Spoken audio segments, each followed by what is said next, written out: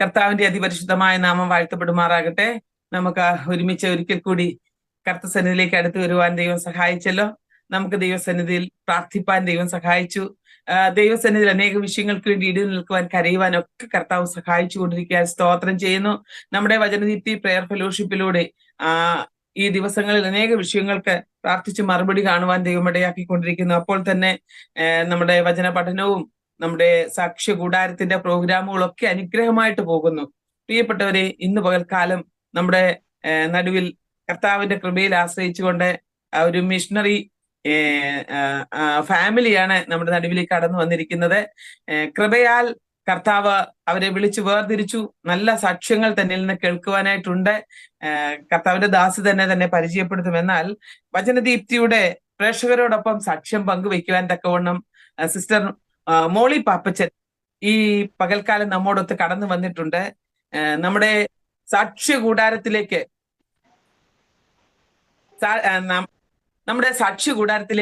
കർത്താവിന്റെ ദാസിയെ തികഞ്ഞ ആദരവോടും തികഞ്ഞ സ്നേഹത്തോടും കൂടി ഞങ്ങൾ ഒരുമിച്ച് സ്വാഗതം ചെയ്യുന്നു. കർത്താവിന്റെ ദാസിക്ക് ആമേൻ തുടർന്നുള്ള സമയങ്ങൾ സാക്ഷ്യങ്ങൾ പങ്കുവെക്കുവാൻ സമയമുണ്ട്. എന്നാൽ അതിനു മുൻപായിട്ട് ഒന്ന് പ്രാർത്ഥിക്കട്ടെ. കർത്താവെ, നന്ദിയോടെ സ്തോത്രം ചെയ്യുന്നു. ഈ നല്ല സമയം അപ്പന്റെ കരങ്ങളിലേക്ക് താഴ്ത്തി ഏൽപ്പിക്കട്ടെ. ഇതാ സഹോദരങ്ങൾ ഒത്തൊരുമിച്ച് വസിക്കുന്നത് എത്ര ശുഭവും എത്ര മനോഹരവും നിങ്ങൾ തിരുവചനത്തിൽ വായിക്കുന്നു. കർത്താവെ, ആമേൻ. കർത്താവെ, കഴിഞ്ഞ നാളുകളിൽ ഞങ്ങളെ നടത്തി പരിപാലിച്ചു. കർത്താവിന്റെ മുന്തിരിത്തോപ്പിൽ അധ്വാനിക്കുവാൻ അങ്ങിങ്ങായി ഞങ്ങളെ ഒക്കെ ഇടയാക്കുന്നതിനായിട്ട് സ്തോത്രം. കർത്താവ് വിടുവിച്ച വിധങ്ങളെയും വീണ്ടെടുത്ത വിധങ്ങളെയും വഴി നടത്തിയ കർത്താവിന്റെ ആ അനുഗ്രഹങ്ങളെയും ഓർത്ത് ധ്യാനിക്കുവാനും അനേകാര്യങ്ങളുടെ മുൻപിൽ പങ്കുവെക്കുവാനും കർത്താവിന്റെ ദാസിയെ സഹായിക്കണമേ. കർത്താവ് ഈ ദിവസങ്ങളെടുത്ത് ഉപയോഗിച്ചുകൊണ്ടിരിക്കുന്ന വിധങ്ങൾക്കായിട്ട് സ്തോത്രം. തുടർന്ന് കർത്തൃ സാന്നിധ്യത്തിന്റെ മറവിൽ മറയ്ക്കും. പ്രാർത്ഥന കേട്ടതിനായിട്ട് സ്തോത്രം. യേശു ക്രിസ്തുവിൻ വിലയേറിയ നാമത്തിൽ തന്നെ ആമേൻ, ആമേൻ, ആമേൻ. കർത്താവിന്റെ ദാസി ഇന്ന് പോൽക്കാലം താൻ എവിടെ നിന്നാണ് ജോയിൻ ചെയ്തിരിക്കുന്നത്? ബീഹാറിൽ നിന്നാണ്. ബീഹാർ ജഹനാബാദ് ജില്ലയിൽ നിന്ന്. സ്തോത്രം. അവിടെ കർത്താവിന്റെ വേലയിൽ കുടുംബമായിട്ട് തന്നെ ആയിരിക്കുന്നുവല്ലോ? ആയിരിക്കുന്നു. ഓക്കെ. നമുക്ക് തുടർന്ന് തന്റെ പേര്, സ്ഥലം, കാര്യങ്ങളെ ഒക്കെ, തന്റെ ബാല്യകാല സ്മരണകളും കർത്താവിന്റെ വേലയോടുള്ള ബന്ധത്തിലുള്ള കാര്യങ്ങളും ഒക്കെ കർത്താവിന്റെ ദാസി തന്നെ തുടരും. നമുക്ക് അതിനായിട്ട് കർത്താവിന്റെ ദാസിക്കായിട്ട് സമയം വേർതിരിക്കുന്നു. കർത്താവിന്റെ ദാസി തുടർന്നാലും. ഹല്ലേലൂയ. ദൈവനാമത്തിന് മഹത്വം ഉണ്ടാകട്ടെ. അനുഗ്രഹിക്കപ്പെട്ട ഈ നല്ല സമയത്തിനായിട്ട് ദൈവത്തിന് മഹത്വപ്പെടുത്തുന്നു. ഈ പ്രയർ ടീമിൽ ഈ സമയത്ത് വന്ന് സാക്ഷ്യ കൂടാരത്തിൽ ഇപ്രകാരം കർത്താവിന്റെ വചനവും കർത്താവിന്റെ സാക്ഷിയായി നിൽക്കുവാൻ ദൈവം സഹായിച്ചു. എന്നിതിലേക്ക് ക്ഷണിച്ച കർത്താവിന്റെ വിലപ്പെട്ട ദാസി ബീന സിസ്റ്ററിനെ ഓർത്ത് ഞാൻ ദൈവത്തെ സ്തുതിക്കുന്നു. കർത്താവിന്റെ ദാസി ഇപ്രകാരം ഒരു അവസരം എനിക്ക് തരുവാൻ തക്കവണ്ണം ഇടയായി തീർന്നു. ദൈവത്തെ മഹത്വപ്പെടുത്തുന്നു. മാനവും മഹത്വവും പുകഴ്ചയും എല്ലാം ദൈവത്തിന് നൽകിയാണ്. എൻ്റെ ജീവിതത്തിന്റെ ചെറിയ ബാല്യകാലം മുതൽ ഞാൻ അല്പം ദൈവം നടത്തിയ വഴികളെ ഓർത്തുകൊണ്ട്, ഇതുവരെയും കൊണ്ടുവന്ന പാതകളെ ഓർത്തുകൊണ്ട് ദൈവത്തെ സ്തുതിക്കുകയാണ്. ഞാനൊരു കാത്തോലിക്ക കുടുംബത്തിലാണ് ഞാൻ ജനിച്ചു വളരുവാൻ തക്കവണ്ണം ഇടയായി തീർന്നത്. എൻ്റെ മാതാപിതാക്കന്മാർ വളരെ കഷ്ടപ്പെടുകയും ഞങ്ങളെ വളരെ സ്നേഹിക്കുകയും ചെയ്യുന്ന ഒരു കുടുംബമായിരുന്നു എൻ്റെ മാതാപിതാക്കന്മാർ. ഞങ്ങളുടെ ഭവനത്തിൽ ഞങ്ങൾ 3 സഹോദരിമാരും 2 സഹോദരന്മാരുമായിരുന്നു. അവർ 2 പേരുമായിരുന്നു മുതിർന്നവർ. ഞങ്ങൾ 3 സഹോദരിമാരും ചെറിയ കുട്ടികളായി ഇളയവരായിട്ടാണ് ഞാൻ ജനിക്കുവാനിടയായി. ഞാനത് 4ാമത്തെ പൈതലായി ജനിക്കുവാൻ ദൈവം സഹായിച്ചു. ജനിച്ചത് ഒരു കത്തോലിക്ക പാരമ്പര്യത്തിലായിരുന്നത് കൊണ്ട് പള്ളിയിലും പോവുകയും നിരന്തരമായിട്ട് ആ പള്ളിയിലെ സകല കാര്യത്തിനും പ്രാർത്ഥനയ്ക്ക് പോകുമായിരുന്നു. അതുപോലെ പാട്ട് പാടുന്ന ഗ്രൂപ്പിൽ ഞങ്ങളായിരുന്നത് കൊണ്ട് ആ അവസ്ഥയിലായിരുന്നു ഞങ്ങൾ ജനിച്ചു വളർത്തപ്പെട്ടത്. എന്നാൽ ഒരു ജീവിത സാഹചര്യത്തിൽ ഞങ്ങൾ ജനിച്ചു വളർന്നപ്പെട്ടു. അതുപോലെ പള്ളി, അവിടെയുള്ള പ്രാർത്ഥനകള്, അവിടെയുള്ള കൊയറ്, അവിടെ അങ്ങനെയുള്ള ഒരു സാഹചര്യമായിരുന്നു. സഹോദരന്മാർ 2 പേരും അവിടെ വാദ്യോപകരണങ്ങൾ വായിക്കുകയും ചെയ്തു. അങ്ങനെ ഒരു അന്തരീക്ഷത്തിൽ ഞങ്ങൾ ജനിച്ചു വളർന്നപ്പെട്ടു. എൻ്റെ പിതാവാണെങ്കിൽ മദ്യം കഴിക്കുമായിരുന്നെങ്കിലും ഞങ്ങൾ മക്കളെ വളരെ സ്നേഹത്തോടെയാണ് ഞങ്ങളെ വളർത്തിയത്. മാതാപിതാക്കന്മാരുടെ സ്നേഹം ഞങ്ങൾക്ക് അനുഭവിപ്പാൻ തക്കവണ്ണം ദൈവം ഞങ്ങളെ സഹായിച്ചു. അവിടെ മക്കളായി ജനിച്ചതിനായി ഞാൻ ദൈവത്തെ സ്തോത്രം ചെയ്യാണ്. അങ്ങനെ എൻ്റെ വിദ്യാഭ്യാസ കാലഘട്ടം, എൻ്റെ കോളേജ് വിദ്യാഭ്യാസം ഇങ്ങനെ തുടർന്ന് അത് തീരുന്ന ഒരു സാഹചര്യത്തിലാണ് എൻ്റെ മൂത്ത ചേച്ചിയുടെ വിവാഹം കഴിഞ്ഞു. അതിനുശേഷമായിട്ട് സഹോദരൻ, എൻ്റെ മൂത്ത സഹോദരനാന്ന് ഞാൻ പറഞ്ഞല്ലോ, ആ സഹോദരൻ അപ്രതീക്ഷിതമായിട്ട് ഒരു മാനസിക രോഗിയായി തീരുവാനിടയായി തീർന്നു. അതാണ് ഞങ്ങളുടെ കുടുംബത്തിലെ ഒരു വലിയൊരു പ്രതിസന്ധി ഞങ്ങളുടെ വീട്ടിലേക്ക് വരികയാണ്. അപ്പോ മാതാപിതാക്കളാണെങ്കിൽ ദരിദ്രരായ മാതാപിതാക്കന്മാർ, എങ്കിലും വളരെയധികം ചികിത്സകള് അതിനുവേണ്ടി ചെയ്തു. അപ്പം ആ സമയത്ത് ഞങ്ങളോട് കൂടെ ഉള്ളതായിരിക്കുന്ന ഞങ്ങളുടെ ബന്ധുമിത്രാദികളെ, ചാർച്ചക്കാരെല്ലാവരും ഞങ്ങളെ കൈവിടുവാൻ നിൽക്കണം ഇവിടെയാണ്. ഈ സമയത്ത് ആരും ഞങ്ങളുടെ ഭവനത്തിലേക്ക് വരികയോ ഒന്ന് വിശേഷങ്ങൾ അന്വേഷിക്കുകയോ ഒന്നും ചെയ്തില്ല. അപ്പൊ ഞങ്ങൾ ഒറ്റപ്പെട്ട ഒരു അനുഭവത്തിലായി തീരുവാനിടയായി തീർന്നു. അപ്പോൾ അങ്ങനെ ഒറ്റപ്പെട്ട് നിൽക്കുന്ന ഒരു സാഹചര്യത്തിലാണ് ഞങ്ങളുടെ ബന്ധുവായിരിക്കുന്ന ഒരു ദൈവദാസനുണ്ടായിരുന്നു. 1-2 പേരുണ്ടായിരുന്നു ഞങ്ങളുടെ കുടുംബത്തിൽ തന്നെ. അവര് നേരത്തെ ഞങ്ങൾക്ക് മുൻപായിട്ട് ദൈവത്തെ അറിഞ്ഞവരും യേശുക്രിസ്തുവിനെ അറിഞ്ഞവരായിരുന്നുകൊണ്ട് അവര് ഞങ്ങളുടെ വീട്ടിലേക്ക് വന്നു, പ്രാർത്ഥനയെ കുറിച്ച് പറഞ്ഞു, യേശുവിനെ കുറിച്ച് പറഞ്ഞു. അപ്പം അങ്ങനെ യേശുവിനെ കുറിച്ച് ഞങ്ങൾ ആദ്യമായിട്ട് കൂടുതലായിട്ട് ദൈവത്തെ ഞങ്ങൾ അറിയുകയാണ്. അപ്പം പെട്ടെന്ന് തന്നെ ഞങ്ങൾ ഈ മൂത്ത സഹോദരന്റെ മാനസിക രോഗത്തിന് വേണ്ടി പ്രാർത്ഥനയ്ക്ക് ഞങ്ങൾ ഇരിക്കുവാനായിട്ട് തീരുമാനിച്ചു. അങ്ങനെ പ്രാർത്ഥനയ്ക്ക് ഇരുന്നു. എന്നാൽ 2-3 ദിവസത്തെ ഉപവാസ പ്രാർത്ഥന വെച്ചു. എന്നാൽ കാര്യമായൊരു കാര്യം ഉണ്ടാകാതിരുന്നുകൊണ്ട് ഞങ്ങളുടെ വീട്ടിൽ ഉള്ളവർ തന്നെ, ബന്ധുക്കളായവർ വന്ന് നിർബന്ധമായിട്ട് എൻ്റെ സഹോദരനെ ആശുപത്രിയിലേക്ക് കൊണ്ടുപോയി. എങ്കിലും പ്രാർത്ഥനകൾ തുടർന്നുകൊണ്ട് തന്നെയായിരുന്നു. അന്നേരം ആശുപത്രി പോയി. അവിടെ പല ഡോക്ടർമാരെ ചികിത്സിച്ചെങ്കിലും എൻ്റെ സഹോദരന് പൂർണ്ണമായൊരു വിടുതൽ കിട്ടിയില്ല. അങ്ങനെ അവസാനമായിട്ട് എൻ്റെ മാതാവ് പോകുന്നത് ഒരു ക്രിസ്ത്യൻ ഡോക്ടറിന്റെ അടുത്താണ്. ആ ഡോക്ടറുടെ പേര് കുര്യൻ എന്നായിരുന്നു. അപ്പൊ ആ ഡോക്ടർ ഇങ്ങനെ അമ്മയോട് പറഞ്ഞു വിട്ടു, അമ്മച്ചി, മോൻ ഇങ്ങനെ കുറയാനൊന്നും പോകുന്നില്ല, ഈ രോഗം ഈ മകനെ വിവാഹവും കഴിപ്പിക്കാൻ പറ്റത്തില്ല, വിവാഹ ജീവിതവും ഇതായി തീരത്തില്ല, സക്സസ് ആയി തീരത്തില്ല. അതുകൊണ്ട് അമ്മച്ചി ഒരു കാര്യം ദൈവമുണ്ട്, ആ ദൈവത്തോട് പ്രാർത്ഥിക്കാൻ പറഞ്ഞു വിട്ടു. അപ്പൊ ഒരു ഡോക്ടറാണത് പറഞ്ഞതെങ്കിലും വേറെ ആശയമൊന്നും ഞങ്ങളുടെ ജീവിതത്തിൽ ഇല്ലാതിരുന്നതുകൊണ്ട് വൈകുന്നേരം എൻ്റെ പിതാവ് വന്നപ്പോൾ ഈ വിഷയങ്ങൾ പറഞ്ഞു. അങ്ങനെ പിതാവ് അന്നു മുതലാണ് ദൈവത്തെ കണ്ടെത്തണം, എവിടെയാണ് ദൈവം, അല്ലെങ്കിൽ നമ്മുടെ പ്രാർത്ഥന കേൾക്കുന്ന, നമ്മളെ സ്നേഹിക്കുന്ന, നമ്മുടെ പ്രശ്നങ്ങൾ അറിയുന്ന ഒരു ദൈവമുണ്ട്, ആ ദൈവം എവിടെയാണ് ഇരിക്കുന്നത്, അല്ലെങ്കിൽ ആ ദൈവത്തെ കണ്ടെത്താനുള്ള മാർഗം എന്താണ് എന്നുള്ള ഒരു ചിന്ത അന്ന് ആദ്യമായിട്ട് ഞങ്ങളുടെ ജീവിതത്തിൽ വരുന്നു. അങ്ങനെ വീട്ടില് ഞങ്ങൾ എല്ലാവരും കൂടി അക്കാര്യത്തെ കുറിച്ച് പറഞ്ഞു. പിന്നെ അടുത്ത് ഞാൻ പറഞ്ഞല്ലോ, ഞങ്ങളുടെ സ്വന്തപ്പെട്ട ആൾക്കാർ വിശ്വാസമുണ്ടായിരുന്നു. അവരെ ഞങ്ങൾ പള്ളിയിലേക്ക് കൊണ്ടുപോയി ദൈവത്തിനെ അറിയുവാനായിട്ട് ദൈവാലയത്തിൽ ഞങ്ങൾ പോയി ആരാധനയ്ക്ക് ഞങ്ങൾ പോകാൻ തുടങ്ങി. അങ്ങനെ പോകാൻ തുടങ്ങി ഞങ്ങൾ 1-2 ആഴ്ച പോയി കഴിഞ്ഞതിന് ശേഷം അപ്പോ എൻ്റെ ചേച്ചിയുടെ പ്രസവത്തോടനുബന്ധിച്ച് എൻ്റെ അമ്മച്ചി കോട്ടയത്ത് ആശുപത്രിയിൽ ഇങ്ങനെ വളരെ ദിവസങ്ങൾ, ഏകദേശം 45 ദിവസത്തോളം കഴിയേണ്ട ഒരു അവസ്ഥയുണ്ട്. ആ സമയത്താണ് ഈ രോഗം വളരെയധികം മൂർച്ഛിക്കുന്നത്. അപ്പോൾ തന്നെ 1-2 പ്രാവശ്യം ഞങ്ങളിങ്ങനെ ആരാധനയ്ക്ക് പോയിക്കൊണ്ടിരിക്കുകയാണ്. യേശുക്രിസ്തുവിനെ കുറിച്ച് കൂടുതലൊന്നും അറിയത്തില്ല, ദൈവം പ്രാർത്ഥന കേൾക്കുന്ന ദൈവമാണെന്നോ ഒന്നും നമുക്കറിയത്തില്ല. എങ്കിലും നമ്മൾ ആരാധനയ്ക്ക് പോയി തുടങ്ങി. അപ്പം ഒരു ദിവസം അപ്രതീക്ഷിതമായിട്ട് ഞാൻ ഈ സംഭവം പറയുന്നത്, അങ്ങനെയാണ് പ്രാർത്ഥനയ്ക്ക് ഉത്തരം തരുന്ന ഒരു ദൈവം ഉണ്ടെന്ന് വാസ്തവമായിട്ട് എൻ്റെ ജീവിതത്തെ അറിയുന്നു. അതിന് ആസ്പദമായ ഒരു സംഭവം ഉണ്ടായി. അപ്പം എൻ്റെ അനിയത്തി സ്കൂളിൽ പോവാണ്.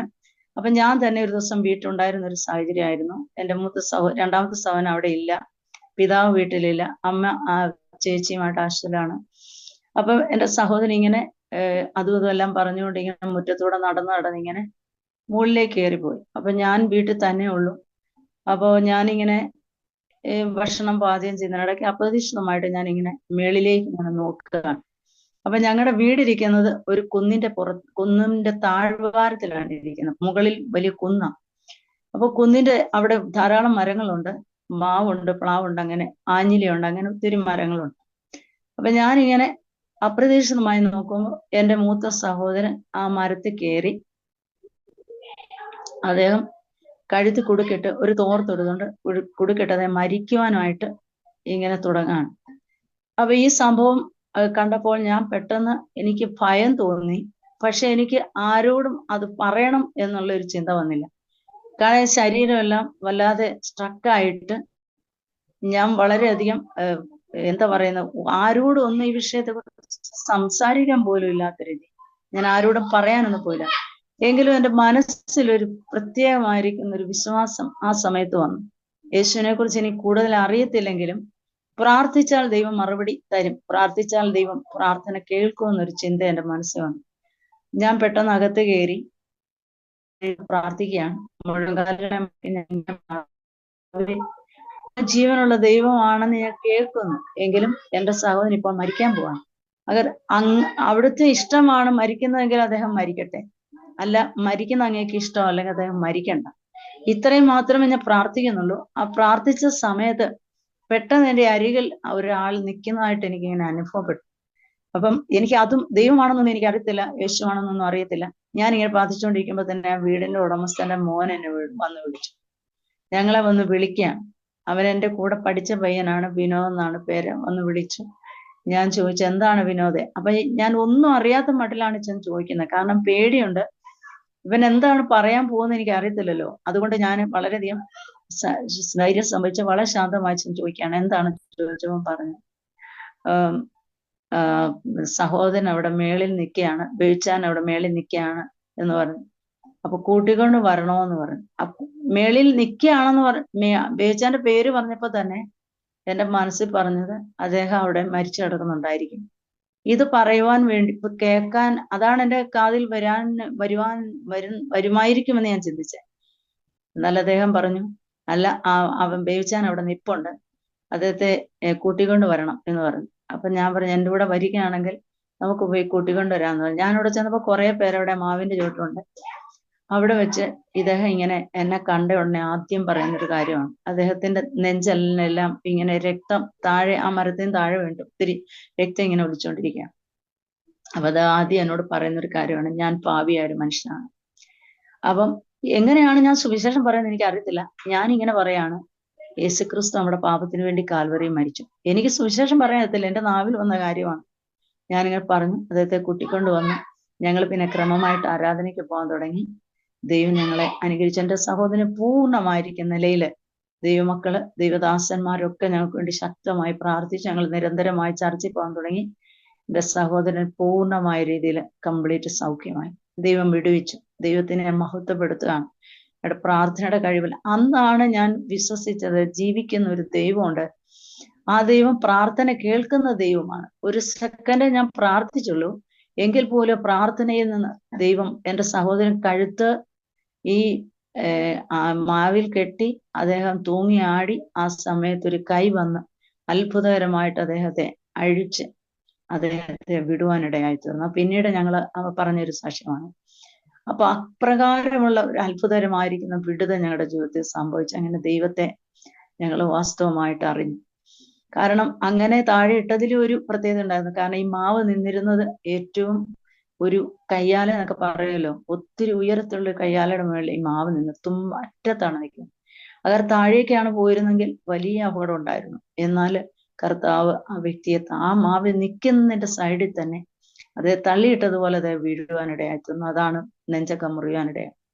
അപ്പൊ ഞാൻ പറഞ്ഞ ആ സംഭവത്തോടു കൂടെ യേശു ക്രിസ്തു ജീവിക്കുന്ന ദൈവമാണെന്നൊരു പ്രത്യേകത എൻ്റെ ജീവിതത്തിലുണ്ട്. അത് കഴിഞ്ഞ് ഞങ്ങള് വിശ്വാസത്തിൽ വന്നു. ഞങ്ങൾ കുടുംബമായിട്ട് എല്ലാവരും ആരാധനയ്ക്ക് പോയി തുടങ്ങി. ഞങ്ങൾ സ്നാനപ്പെട്ടു. കർത്താവിന്റെ കൃപയാൽ പരിശുദ്ധാത്മാവിനാൽ നിറയപ്പെട്ടു.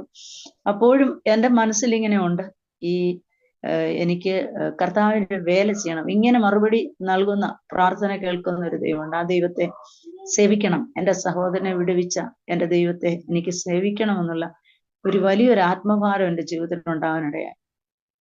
അപ്പൊ തന്നെ ഒരു ജോലിയൊക്കെ ചെയ്യണമെന്ന് ഞാൻ ആഗ്രഹിച്ചു, ജോലി കിട്ടണമെന്ന് ഞാൻ ആഗ്രഹിച്ചെങ്കിലും പിന്നെ എനിക്ക് പൂർണ്ണമായിട്ട് ഈ വേലയോടുള്ള ഒരു ബന്ധം അങ്ങനെ എൻ്റെ ജീവിതത്തിൽ വന്നു.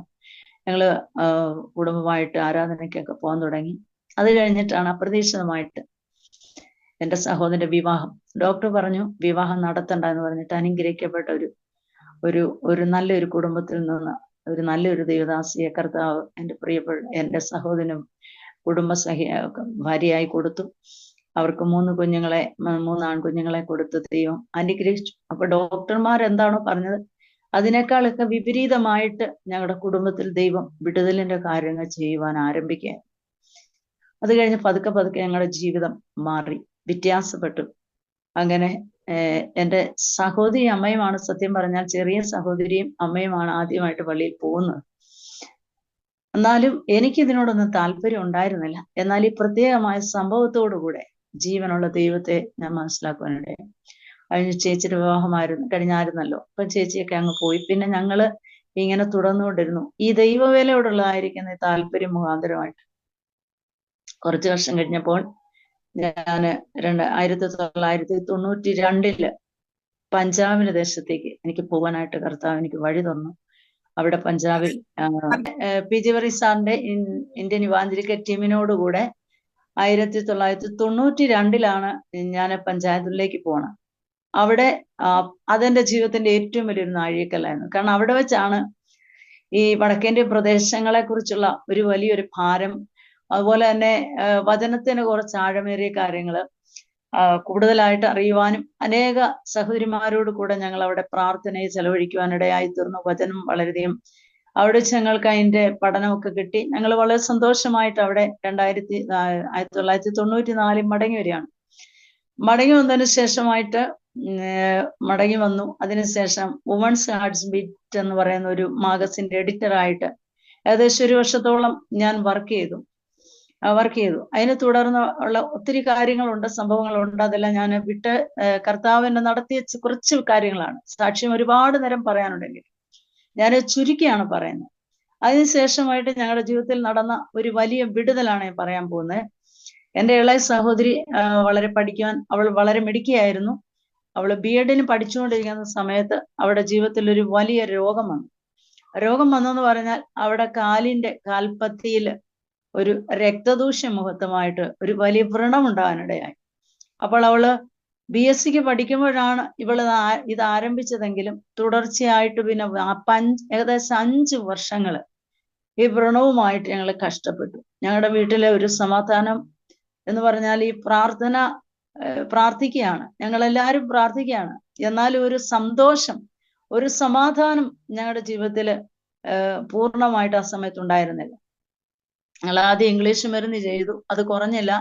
അത് കഴിഞ്ഞതിന് ശേഷം ആയുർവേദമാണ് ചെയ്യുന്നത്. ആയുർവേദം ഞാൻ ഇപ്പോഴും ഓർക്കുന്നുണ്ട്. എൻ്റെ അമ്മച്ചി എപ്പോഴും ഇങ്ങനെ ആയുർവേദത്തിന്റെ മരുന്നെല്ലാം വിട്ട് ഇങ്ങനെ കലത്തിട്ട് തിളപ്പിച്ച് എപ്പോഴും ഈ കുഞ്ഞിനെ ഇങ്ങനെ സേവിച്ചുകൊണ്ടിരിക്കുകയാണ്. അവൾ എന്നിട്ടും ഈ വയ്യാത്ത കാലും വലിച്ചുകൊണ്ട് അവൾ സ്കൂളിൽ പോകുന്നുണ്ട്. ഞാൻ ഇന്നും ഓർക്കുകയാണ്, അവള് സാരി കുടുംബം, ആ സാരിക്കെല്ലാം ഭയങ്കര നാറ്റമാണ്, ഈ മാംസം ഇങ്ങനെ അടർന്നു വീഴുന്നത് പോലെ. എങ്കിലും പഠിക്കാനൊക്കെ ഭയങ്കര ആഗ്രഹമായിരുന്നു. അവൾ പഠിക്കാൻ ആഗ്രഹിച്ചുകൊണ്ട് അവൾ കഷ്ടപ്പെട്ടാണ് കോളേജിൽ പോയി. പിന്നെ അവൾ BEdന് ചേർന്ന് കഴിഞ്ഞാൽ അവളുടെ ജീവിതം വല്ലാത്ത സങ്കടത്തിലേക്ക് വന്നു.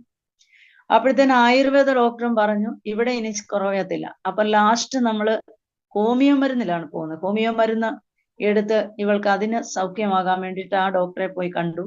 അങ്ങനെ ഹോമിയോ മരുന്ന് തുടർന്നു. അപ്പം ഇവളൊരു നല്ല ആഹാരമാട്ടെ, ഒരു നമ്മുടെ വീട്ടിലും കൂടുതൽ നല്ല ആഹാരമൊന്നും ഉണ്ടാക്കുന്നില്ല. ഇറച്ചി, മീൻ, മുട്ട ഈ കാര്യങ്ങളൊന്നും ഇവൾക്ക് ഉപയോഗിക്കാൻ പറ്റത്തില്ല. ഒരു കല്യാണത്തിന് പോകുന്നില്ല. അങ്ങനെ എല്ലാം കൊണ്ടും വളരെ നിരാശയുണ്ടെങ്കിലും ഇവൾ പഠിക്കുന്ന കാര്യത്തെ വളരെ മിടുക്കിയായിരുന്നു. അങ്ങനെ ഹോമിയോ ആശുപത്രി ഇവളുടെ ചികിത്സയ്ക്ക് വേണ്ടി ഞങ്ങൾ പോവാണ്. അവിടെ ചെന്ന് മരുന്ന് ചെയ്തു, കുറഞ്ഞില്ല. ലാസ്റ്റ് ഈ ഡോക്ടർ പറഞ്ഞു, അമ്മച്ചി മരുന്നിന് ചെന്നപ്പോ എൻ്റെ അമ്മച്ചി മരുന്ന് ചെന്നപ്പോ പറഞ്ഞു, ഇനി ഇങ്ങോട്ട് ഈ ആശുപത്രിയിൽ ഈ രോഗത്തിനായിട്ട് വരരുത്, ഇനി ഇവള് സൗഖ്യമാകത്തില്ല, ഇത് ലാസ്റ്റ് മരുന്നാണ്, ഇത് കൊടുത്തിട്ട് സൗഖ്യമായില്ലെങ്കിൽ ഇനി ഹോമിയോപ്പതിയിൽ ഈ വ്രണത്തിന് ഇനി മരുന്നില്ല എന്ന് പറഞ്ഞു. അപ്പൊ അമ്മച്ചി ആ മരുന്ന്, അപ്പൊ അവളുടെ കൂട്ടുകാര് വളരെ നല്ല കൂട്ടുകാരായിരുന്നു. അവരുടെ കോളേജ് ചെന്നില്ലെങ്കിലും ആ പോർഷനൊക്കെ അവളെ പഠിപ്പിക്കുകയും അവളുടെ എല്ലാ കഷ്ടതയിലും അവർ കൂടുന്നവരായിരുന്നു. അപ്പൊ ഇവിടെ കോളേജിനടുത്ത് തന്നെ ഇവളുടെ ഇവിടെ ഒരു കൂട്ടുകാരി താമസം ഉണ്ടായിരുന്നു. അപ്പം അവള് പറഞ്ഞു, ഒരു കാര്യം ചെയ്യും, പരീക്ഷ ലാസ്റ്റ് സമയമാണ്, BEdന്റെ ലാസ്റ്റ് പരീക്ഷയുടെ മാസങ്ങളിൽ അവള് പറഞ്ഞൊരു കാര്യം ചെയ്യും, എൻ്റെ വീട്ടിലേക്ക് കൊണ്ടുവന്ന് നിർത്തി കുറെ ദിവസം. അപ്പൊ അവിടെ നിൽക്കട്ടെ, നിന്ന് കഴിയുമ്പോൾ ഞങ്ങൾ അവളെ കോളേജിൽ കൊണ്ടുപോകാം, പരീക്ഷ ലാസ്റ്റ് ആയിട്ട് ഞങ്ങൾ എഴുതിപ്പിക്കാമെന്നൊക്കെ പറഞ്ഞു. അങ്ങനെ ഞങ്ങൾ അവളെ കൊണ്ടുപോകാൻ ഒരു തിങ്കളാഴ്ച കൊണ്ടുപോകാൻ ഇരിക്കുകയാണ്. അപ്പം ഈ ഞായറാഴ്ച ഞങ്ങൾ എല്ലാവരും ആരാധനയ്ക്ക് പോയെങ്കിലും തിരിച്ചു വന്ന് ഇവള് ആരാധനയ്ക്കൊന്നും ഇവൾക്ക് പോകാൻ പറ്റത്തില്ല. ഇവള് ഇങ്ങനെ കിടക്കെ വിശ്രമിച്ചുകൊണ്ടിരിക്കുക. അപ്പൊ അങ്ങനെ ഞങ്ങൾ എല്ലാവരും ഇങ്ങനെ ആരാധനയ്ക്ക് പോയിട്ട് തിരിച്ചു വന്ന് ഞങ്ങൾ ആഹാരം കഴിച്ച് ഇങ്ങനെ കിടക്കുന്ന സമയത്ത് എന്റെ മൂത്ത സഹോദരൻ അപ്പോഴത്തേക്കും വിവാഹം കഴിച്ചൊക്കെ വേറെ മാറി ഒരു CPM സഭയായിട്ടുള്ള ബന്ധത്തിൽ അദ്ദേഹം ഇങ്ങനെ പോവാണ്. അപ്പൊ അവിടെ നിന്നൊരു വൃദ്ധനായ ഒരു പാസ്റ്റർ, വളരെയധികം പ്രായാധിക്യം തന്നൊരു പാസ്റ്ററാണ് അദ്ദേഹം. ഉച്ച കഴിഞ്ഞപ്പോ എന്റെ സഹോദരന്റെ വീട്ടിൽ വരികയാണ്. അപ്പൊ ഇങ്ങനെ ചോദിച്ചു, കുടുംബത്തെ എല്ലാവരും എങ്ങനെയുണ്ട്, അമ്മച്ചി അപ്പച്ചനൊക്കെ സുഖമായിരിക്കുന്നു, സഹോദരങ്ങളൊക്കെ സുഖമായിരിക്കുന്നു ചോദിച്ചപ്പോൾ പറഞ്ഞു, എല്ലാവരും സുഖമായിരിക്കുന്നു. പക്ഷെ എന്തോ പറയാനോ പാസ്റ്റർ, എന്റെ ഇളയ അനിയത്തിക്ക്, എന്റെ പെങ്ങൾക്ക് ഇതുപോലെ ഒരു വലിയൊരു രോഗമാണ്, അത് കാരണം ഞങ്ങളെല്ലാം വല്ലാത്ത പ്രയാസത്തിലാന്ന് പറഞ്ഞു. അപ്പൊ പറഞ്ഞു, എന്നാ ശരി, ഒരു കാര്യം ചെയ്യാം, നമുക്ക് അവളുടെ അടുത്ത് വരെ ഒന്ന് പോകാമെന്ന് പറഞ്ഞ് ഈ പാസ്റ്ററുമായിട്ട് എന്റെ മൂത്ത സഹോദരൻ വീട്ടിൽ വന്ന് ഇവളെ വിളിച്ചിട്ട് പ്രാർത്ഥിച്ചിട്ട് ആ ബലഹീനമായ കരം ഇവിടെ ആ പഴുത്തു വ്രണമായിരിക്കുന്ന കാലിന്റെ മേലിൽ വച്ചിട്ട് അദ്ദേഹം പ്രാർത്ഥിച്ചു. അദ്ദേഹം പറഞ്ഞു, ഇങ്ങനെ പ്രാർത്ഥിച്ചു, കർത്താവേ, ഒരു മുറിവിന്റെ ഒരു പാട് പോലും ഇല്ലാതെ ഈ വ്രണം കരിയണമെന്ന് പറഞ്ഞ് പ്രാർത്ഥിക്കാനിടയായി. അങ്ങനെ പ്രാർത്ഥിച്ചിട്ട് അദ്ദേഹം പോയി. 15 ദിവസത്തിനകം ഇത് കരിയണം എന്ന് പറഞ്ഞിട്ട് ഇദ്ദേഹം അങ്ങ് പോയി. പിറ്റേ ദിവസം ഇവളെ ഞങ്ങള് കോളേജിന്റെ അടുത്തുള്ള ആ കൂട്ടുകാരിയുടെ വീട്ടിൽ കൊണ്ടാക്കുകയാണ്. അപ്പം അന്നത്തെ പോലെ നമുക്ക് ഫോണോ കാര്യങ്ങളോ ഒന്നും ഇല്ലല്ലോ. അപ്പൊ ഞങ്ങൾ ഇടയ്ക്കിടയ്ക്കൊക്കെ പോയി അന്വേഷിക്കും. അപ്പൊ ഇവിടെ പരീക്ഷയുടെ ആ സമയങ്ങൾ അടുത്തു. അപ്പൊ ഞാൻ ഇവിടെ കാര്യം എന്താണെന്ന് അറിയാൻ ഞാൻ ചെല്ലുമ്പം ഇവളിരുന്ന് ആഹാരം കഴിച്ചുകൊണ്ടിരിക്കുന്ന സമയത്താണ് ഞാൻ ചെല്ലുമ്പോ ഇവള് കൊഞ്ചുകറി കൂട്ടി ആഹാരം കഴിക്കും. അപ്പൊ ഇവൾക്ക് അത് ഒരിക്കലും കഴിക്കാൻ പാടില്ലാത്ത ഒരു സാധനമാണ്. കാരണം അത് എപ്പോഴും ഒരു ഡോക്ടർ പറയും ഇന്ന കാരണങ്ങൾ സാധനങ്ങൾ കഴിക്കാൻ പാടില്ല. പക്ഷെ ഇവളിന്ന് ചോറ് കഴിക്കുന്ന സമയത്താണ് ഞാൻ അങ്ങോട്ട് ചെല്ലുന്നത്. അപ്പൊ ഞാൻ എന്നോട് ചോദിച്ചു, നീ എന്താണ് ഇത് കഴിക്കുന്നത്, ഇതിന് കഴിക്കാൻ പാടില്ലാത്തല്ലേ എന്ന് ചോദിച്ചപ്പോ എന്നോട് ചേച്ചി എന്റെ കാലെ നോക്കാൻ പറഞ്ഞു.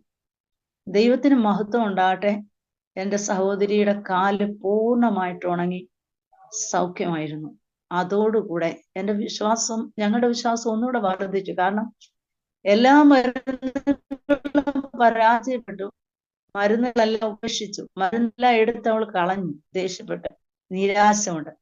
എന്നാൽ ആ ദേവദാസന്റെ പ്രാർത്ഥനയുടെ ഫലമായി 15 ദിവസത്തിനകം മുറിവ് കരിഞ്ഞു. ഇന്നും അവള് ഇന്ന് കർത്താവിന്റെ വേലയിലാണ്. ഒരു കുടുംബമായിട്ട് യേശുവിനെ സേവിച്ചുകൊണ്ടിരിക്കുകയാണ്. അതോടൊപ്പം തന്നെ അവൾ ജോലിയും കൂടെ ചെയ്യുന്നുണ്ട്. അപ്പം ഇന്ന് അവളുടെ കാലിൽ അന്ന് കരിഞ്ഞത് കരിഞ്ഞു, എന്നേക്കുമായിട്ട് ആ മുറിവ് കരിയാതെ കൊണ്ടിവിടെയായി. ഞാൻ ദൈവത്തെ മഹത്വപ്പെടുത്തുന്നു. ഞങ്ങളുടെ കഴിവല്ല, ദൈവത്തിന്റെ കരുണ എന്നുകൊണ്ട് മാത്രമാണ് ഇത്രത്തോളം ഞങ്ങളുടെ ജീവിതത്തില് അത്ഭുതകരമായിരിക്കുന്ന വിടുതലുകൾ, ഇവിടെ കുടുംബത്തിൽ ഒന്നല്ല ഒരുപാട് വിടുതലുകൾ ദൈവം ചെയ്യുവാനിടയായി തീർന്നു. അങ്ങനെ ഞങ്ങൾ മുൻപോട്ട് പോയി. അതിനുശേഷമായിട്ടാണ് എൻ്റെ രണ്ടാമത്തെ സഹോദരൻ, അദ്ദേഹം രാഷ്ട്രീയവുമായിട്ടൊക്കെ ബന്ധപ്പെട്ട് അങ്ങനെയുള്ള ഒരു വഴിയിലാണ് യാത്ര ചെയ്തത്. എന്നാൽ ദൈവത്തിന്റെ കരുണയാൽ ഞങ്ങൾ പ്രാർത്ഥിച്ചുകൊണ്ടിരുന്നു. അതിനുശേഷം എൻ്റെ സഹോദരനും ഈ വിശ്വാസത്തിന്റെ അനുഭവത്തിലേക്ക് വരുവാൻ ദൈവം സഹായിച്ചു. അല്ലെങ്കിൽ ഞങ്ങൾ കുടുംബമായിട്ട് എല്ലാവരും യേശുവിനെ അറിയുവാൻ, എൻ്റെ സഹോദരി വിവാഹം കഴിക്കുന്ന സമയത്ത് അവൾ വിശ്വാസത്തിലല്ലായിരുന്നു. എന്നാൽ അവളും കുടുംബമായിട്ട് എൻ്റെ മൂത്ത സഹോദരിയും വിശ്വാസത്തിൽ വരുവാൻ തക്കോണമിടയാ. അങ്ങനെ കുടുംബമായിട്ട് രക്ഷയുടെ ആ സന്തോഷത്തിലേക്ക് വരുവാൻ ദൈവം ഞങ്ങളെ ഇടയാക്കി. അതിനുശേഷം എൻ്റെ വിവാഹം നടക്കുകയാണ്. വിവാഹം ഫിലദൽഫിയ ദൈവസഭ തിരുവല്ലയിലുള്ള ആസ്ഥാനമായി പ്രവർത്തിക്കുന്ന ആ സഭയിലാണ് എൻ്റെ വിവാഹം. ഒരു പാസ്റ്ററുമായിട്ടാണ് എൻ്റെ വിവാഹം കഴിയുന്നത്. ആ വിവാഹം കഴിഞ്ഞ് ആ വിവാഹത്തിൽ ഞങ്ങള് വിവാഹത്തോടു കൂടെ ദൈവവേലയിൽ ഇങ്ങനെ സഭാസംബന്ധമായിരിക്കുന്ന ഒരു വിഷയത്തിലേക്ക്, അതിന്റെ ബന്ധത്തിലേക്ക് ഞങ്ങൾ വരികയാണ്. അപ്പം അങ്ങനെ വന്നു കഴിഞ്ഞപ്പോ എൻ്റെ ഈ ബീന സിസ്റ്ററുമായിട്ട് ഞങ്ങൾ അന്നാണ് പരിചയപ്പെടുന്നത്. ഞങ്ങൾക്ക് നീണ്ട വർഷങ്ങൾ ഒന്നിച്ച് പ്രവർത്തിക്കാനും ഒന്നിച്ച് ഞങ്ങൾ കർത്താവിനെ മഹത്വപ്പെടുത്താനൊക്കെ ഇടയായി തീർന്നു. ഫിലിപ്പിൻ ലേഖനത്തിൽ പൗലോസ് പറയുന്നത് പോലെ ഞങ്ങളുടെ സഹപഠനം, ഞങ്ങളുടെ ബുദ്ധിമുട്ടിൽ സഹായിച്ച അനേക ബുദ്ധിമുട്ടുകളിൽ ബീന സിസ്റ്റർ ഞങ്ങളോടുകൂടെ സഹകരിച്ചിട്ടുണ്ട്. ഞാനത് പിന്നീട് പറയും. എന്നാൽ ഈ ഫിലദൽഫിയ സഭയോടുള്ള ബന്ധത്തിൽ ഞങ്ങൾ ചെല്ലുമ്പോൾ ഇവരൊക്കെ അവിടെ സീനിയേഴ്സ് ആയിരുന്നു. ഞങ്ങള് വേലയിലോട് ബന്ധത്തിൽ, സഭയോടുള്ള ബന്ധത്തിൽ ഞങ്ങളിങ്ങനെ തുടർന്നുകൊണ്ടിരിക്കുന്ന സാഹചര്യമായിരുന്നു. ഇനി ഞാൻ ആ വേലയുടെ ആ ഭാഗത്തേക്ക് വന്ന ആ വിഷയങ്ങളിലേക്കാണ് നമ്മൾ ഇനി കടക്കുന്നത്. അതിനിടയിൽ അനേക ദൈവിക വിടുതലുകൾ ഞങ്ങളുടെ കുടുംബത്തിൽ പല പ്രാവശ്യം ദൈവമരണത്തിൽ ഞങ്ങളെ വിടുവിച്ചിട്ടുണ്ട്. ഹല്ലേലൂയ. അങ്ങനെ ഒരു ദൈവിക ഭവനമായി മാറുവാൻ തക്കവണ്ണം കർത്താവ് ഞങ്ങളെ സഹായിച്ചു. എല്ലാവരും സ്നാനപ്പെടുവാനും കർത്താവിനെ അറിയുവാനും എല്ലാം ഇടയാക്കി.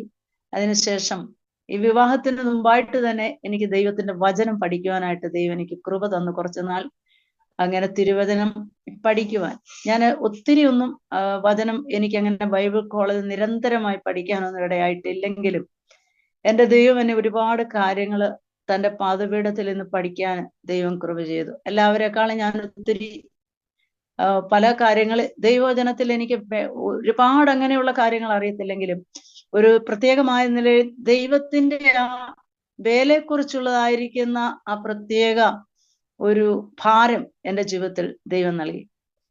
അങ്ങനെ ഞങ്ങൾ മുൻപോട്ട് പോവാണ്. അങ്ങനെ ബീന സിസ്റ്റർ ഒക്കെ ആയിട്ട് ആ സമയത്താണ് ഞങ്ങളെ പരിചയപ്പെടുവാനിടയെത്തുന്നത്. അങ്ങനെ 2012 ഞാൻ ഈ ഫിലദൽഫിയ സഭയുടെ സഹോദരിമാരുടെ സെക്രട്ടറി ആയിട്ട് ഞാൻ പ്രവർത്തിച്ചുകൊണ്ടിരിക്കുന്ന സാഹചര്യത്തിൽ, ഞങ്ങൾ പ്രവർത്തിക്കുന്ന സാഹചര്യത്തിലാണ്, ഞങ്ങൾക്കൊരു വലിയ ടീം വർക്ക് തന്നെ അതിനകത്തുണ്ടായിരുന്നു.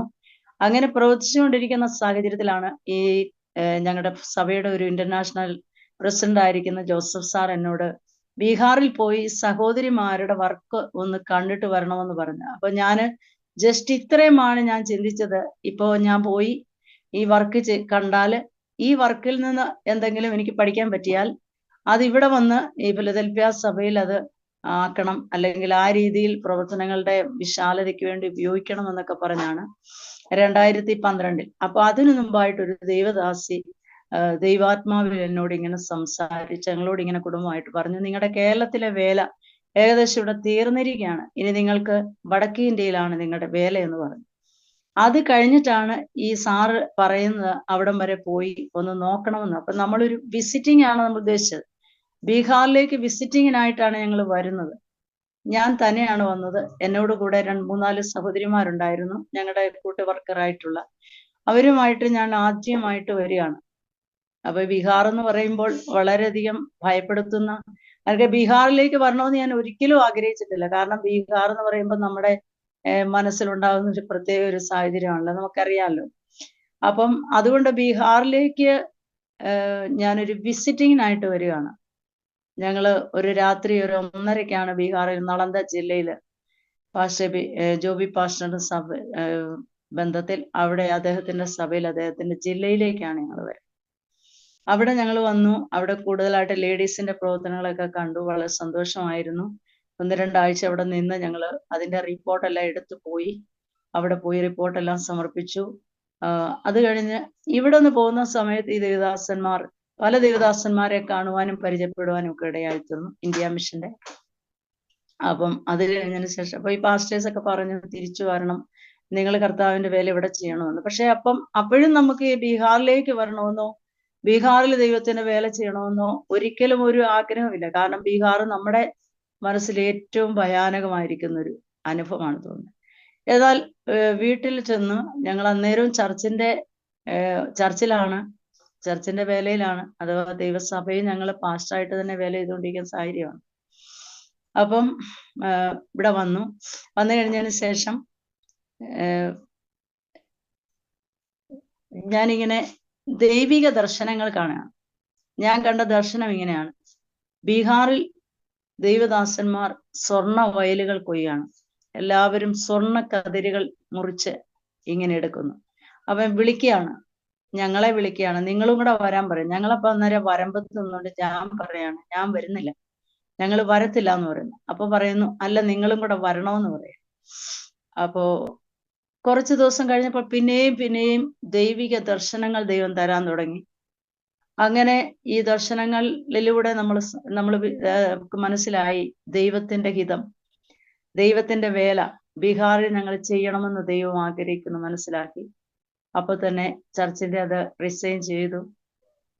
റിസൈനൊന്നും അവർ സ്വീകരിച്ചില്ല, എന്നാലും അപ്പൊ തന്നെ ഞാൻ ചെയ്തുകൊണ്ടിരുന്നായിരിക്കുന്ന എല്ലാ വർക്കുകളും റിസൈൻ ചെയ്തിട്ട് അവിടെ നിന്ന് 2013 ഇവിടേക്ക് വരികയാണ്, ബീഹാറിലേക്ക് വരികയാണ്. ബീഹാറിലേക്ക് വരുമ്പോൾ എവിടെ വരണമെന്നോ എവിടെ വേല ചെയ്യണമെന്നോ ഏത് സ്ഥലത്തായിരിക്കുന്നോ ഏത് ജില്ലയിലായിരിക്കണമെന്നോ ഒന്നും അറിയത്തില്ല. അപ്പോ നമ്മുടെ ഇന്ത്യ മിഷന്റെ ലീഡറായിരിക്കുന്ന ഒരു സാറിനെ ഞങ്ങള് കോട്ടയത്ത് പോയി കണ്ടായിരുന്നു. അപ്പം ഞങ്ങൾ ഇവിടെ വന്നിട്ട് എവിടെ വരണമെന്നൊന്നും അറിയത്തില്ല. വണ്ടിയിൽ വെച്ചൊക്കെ ഇങ്ങനെ സംസാരിക്കുമ്പോ എവിടെയാണ് പോകുന്നത്? അബ്രഹാം പോയതുപോലെ നമ്മളൊരു പോക്ക് പോവാണ്, കർത്താവിന്റെ ഹിതമനുസരിച്ച് പോവാണ്. എന്നാൽ ഞങ്ങളെ ആക്കിയത് ജഗന്നബാദ് ജില്ല എന്ന് പറയുന്ന ഏറ്റവും അധികം പ്രയാസം നിറഞ്ഞ വിഷമകരമായ പ്രതിസന്ധികളുള്ള ഒരു സ്ഥലമാണ് ജഗന്നബാദ്. ഞങ്ങളിവിടെ വരുന്ന സമയത്ത് രാത്രിയിൽ ഒരു 5 മണിയൊക്കെ കഴിഞ്ഞു കഴിഞ്ഞാൽ പുറത്തൊന്നും പോകാത്തത്ര അത്ര ഭയാനകമായിരിക്കും സ്ഥലമെന്ന് വേണമെങ്കിൽ പറയാം. രാത്രി ഒരു 7 മണിയൊക്കെ കഴിഞ്ഞിട്ടൊന്നും അതിലെ ആരും യാത്ര പോലും പോകാത്തില്ല. വാഹനങ്ങളൊക്കെ നിർത്തി അപകടമുണ്ടാവും. അതുകൊണ്ട് അപ്പൊ ഞങ്ങൾക്ക് താമസിക്കാൻ ലഭിച്ചത് ഒരു ഗ്രാമത്തലവന്റെ വീടായിരുന്നു. അദ്ദേഹമാണെങ്കിൽ ഒരിക്കൽ പോലും യേശു ആരാണെന്ന് അദ്ദേഹം ഒരിക്കലും അറിഞ്ഞില്ല. യേശു എന്ന നാമം പോലും അദ്ദേഹത്തിന് അറിയത്തില്ല. അപ്പൊ ഞങ്ങൾ അവിടെ വന്നു. ഞങ്ങൾക്ക് പുറത്തു പോയി ചെയ്യാനുള്ള ഭാഷയൊന്നും ഞങ്ങൾക്ക് അറിയത്തില്ല. എന്നാൽ ഈ ദൈവം നൽകിയ ദർശനം അത് മാത്രമാണ് നമുക്ക് ഉണ്ടായിരുന്നത്. ആ ദർശനം അനുസരിച്ച് നമ്മൾ വരികയാണ്. അപ്പൊ അവിടെ വന്നു ഇങ്ങനെ ഇരിക്കുന്ന സമയത്താണ് നമ്മുടെ മീനാ സിസ്റ്റർ ഇന്ന് വചനദീപ്തിയുടെ ലീഡറായതിന്റെ കാര്യങ്ങൾ ചെയ്യുകയും അതിനെ നയിക്കുകയും ചെയ്യുന്ന, അതിനെ പഠിപ്പിച്ചുകൊണ്ടിരിക്കുന്ന കർത്താവിന്റെ ദാസി ബീന സിസ്റ്റർ അവിടെ ആദ്യമായിട്ട് ഞങ്ങളുടെ വേലയിൽ വന്ന് സഹായിക്കുകയാണ്. അപ്പൊ ഞങ്ങളെ ആദ്യമായിട്ട് ഒരു ഗ്രാമത്തിൽ കൊണ്ടുപോകുന്നത് ഈ ബീന സിസ്റ്ററാണ്. അവിടുത്തെ രീതികളൊന്നും നമുക്കറിയത്തില്ല, അവിടുത്തെ ഒരു കാര്യം നമുക്കറിയത്തില്ല.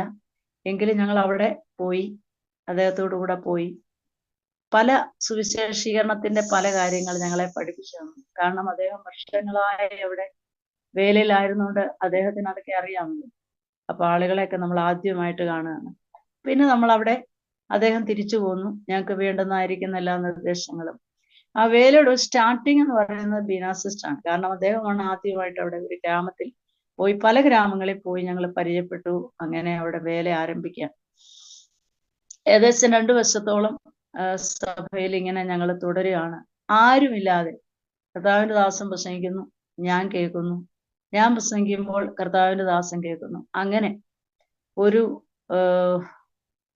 ഒരു സഭ ഒരു നിരാശയുടെ അനുഭവത്തിലേക്ക് ഞങ്ങൾ വരുവാണ്. കാരണം കർത്താവിന്റെ ദാസൻ ഇങ്ങനെ ഒരു ദർശനം പറയുകയായിരുന്നു, നമുക്കിനി ഈ ദർശനം കിട്ടിയതൊക്കെ കറക്റ്റ് ദൈവികമാണോ, എന്നിട്ടാണോ ഇങ്ങനെ ഒരു സാഹചര്യങ്ങളൊക്കെ വരുന്നത് എന്നൊക്കെ പറയുമായിരുന്നു. കാരണം അങ്ങനെയുള്ള അനുഭവങ്ങളായിരുന്നു ആദിമ നാളുകളിൽ. ആത്മാക്കളില്ല, സാമ്പത്തിക പ്രതിസന്ധി, കഷ്ടത, നിരാശ, നമുക്ക് ഭക്ഷണം ശരിയാവുന്നില്ല, സാഹചര്യങ്ങള്, കഠിനമായ ചൂട്, കഠിനമായ തണുപ്പ്. ഇപ്പോഴും നല്ല ചൂട് ഇവിടെ ഉണ്ട്. അപ്പോ അങ്ങനെയൊക്കെയുള്ള ഒരു പ്രത്യേക സാഹചര്യത്തില് നമ്മൾ തിരിച്ചു പോകണമെന്ന് പോലും നമ്മൾ വിചാരിച്ചു. അപ്പൊ പല ദൈവദാസന്മാർ നമ്മളോട് കൂടെ ചേർന്ന് പ്രവർത്തിച്ചു. ഇന്ത്യ മിഷന്റെയും അതുപോലെ തന്നെ ഞങ്ങളുടെ ജില്ലാ പാസ്റ്റർദാസ് സാറ്, അതുപോലെ തന്നെ പല ദൈവദാസന്മാർ മിഷനിലുള്ളവർ വന്ന് ഞങ്ങളെ പ്രോത്സാഹിപ്പിച്ചു, ഞങ്ങളോട് കൂടെ നിന്നു. നല്ലൊരു വിഷൻ ഈ ടീമിനുണ്ടായിരുന്നു. അതാണ് ഞങ്ങളെ ഏറ്റവും ഇവിടെ പിടിച്ചു നിർത്തിയത്. ആത്മാക്കളെ കുറിച്ചുള്ള ഒരു വലിയ ഭാരം, ആത്മാക്കളെ നേടണം എന്നുള്ളൊരു വലിയ ഭാരം, അതാണ് ഞങ്ങൾ ഈ ടീമിൽ ഏറ്റവും അധികം ഞങ്ങൾക്ക് ഒരു ഉറപ്പായിട്ട് ഞങ്ങളോട് തുടരാനുള്ള ഒരു കാര്യം എന്ന് പറയാം. നമുക്ക് അതിന് ചേർന്ന് നമുക്ക് കൈത്താങ്ങൽ തരുന്ന, നമുക്ക് വേണ്ടി പ്രാർത്ഥിക്കുന്ന, നമ്മെ ബലപ്പെടുത്തുന്ന ഒരു നല്ല ടീമിനെ കർത്താവ് ഞങ്ങൾക്ക് ഇവിടെ തരുവാനിടയായി തീർന്നു.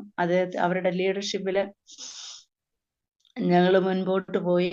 പലവട്ടം വലിയ വലിയ ദേവദാസന്മാരൊക്കെ തന്നെ, സാറെ, അതുപോലെ തന്നെ വൈജു സാറെ, ജേക്കബ് സാറ്, അങ്ങനെ പല വലിയ വലിയ ദേവദാസന്മാർ എന്ന് വേണമെങ്കിൽ പറയാം. കാരണം അവരൊക്കെ വലിയ ലീഡേഴ്സും പല ഉപദേശങ്ങൾ ഞങ്ങൾക്ക് തന്നു. അവരൊക്കെ ഇവിടെ വന്ന് പല കഷ്ടങ്ങൾ അനുഭവിച്ചു ആത്മാക്കളെ നേടിയ കഥകളൊക്കെ ഞങ്ങളോട് പറഞ്ഞു. ഞങ്ങൾ അങ്ങനെ വേല ആരംഭിച്ചു.